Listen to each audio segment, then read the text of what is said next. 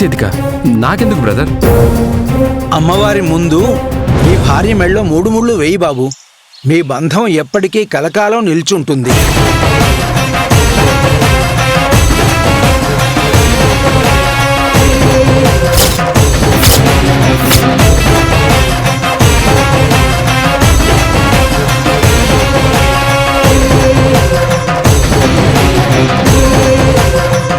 మాకు ఆల్రెడీ పెళ్ళైపోయింది కదా, మళ్ళీ ఎందుకు 3 ముళ్ళు వేయడం? బ్రదర్ అలా ఆగు. సూత్రాలమ్మ తల్లి ముందు ఇంకోసారి మంగళసూత్రం కంటే అంతా మంచి జరుగుతుంది. నా మాట విను.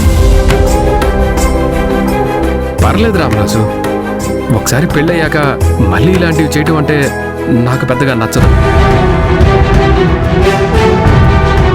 నువ్వు రమ్మంటే గుడికి వచ్చాను, అమ్మవారికి దండం పెట్టి ఆశీర్వాదం తీసుకున్నాను. దట్స్ ఎనఫ్ కదా. రాజీవ్ ఒప్పుకునేలా లేడు. గట్టిగా చెప్పడానికి అత్తయ్య లేదు. ఇప్పుడేం చేయాలి?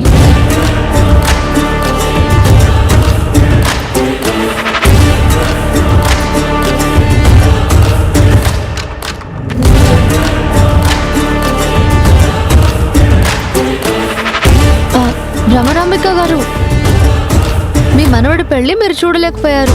కనీసం ఇక్కడ మళ్ళీ నా మెళ్ళలో 3 ముళ్ళు వేస్తే మీరు కూడా చూస్తారని ఆశపడ్డాను.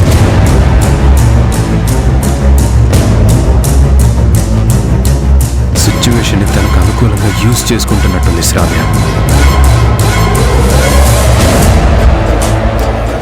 అవును రాజీవ్, తను చెప్పింది కూడా కరెక్టే కదా. మేము నీ పెళ్లి చూడలేదు. ఇప్పుడు నువ్వు మళ్ళీ నీ భార్య మెళ్ళలో తాళి కడితే మా కళ్ళ ముందు నీ పెళ్లి జరిగిందని సంతోషపడతాం. అంతేకాదు, ఈ అమ్మవారు చాలా మహిమగలది. తన ముందు సూత్రం కడితే మీ దాంపత్యానికి తిరిగే ఉండదు.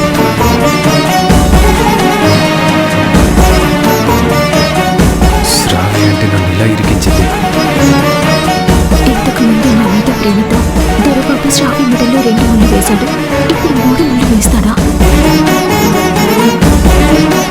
రాజు, ఇంకేం ఆలోచించుకో. మా పెద్దమ్మ నోరు తెరిచి అడిగింది, తన కోసమైనా కట్టు. మీరు సూత్రం ఇవ్వండి పూజారి గారు.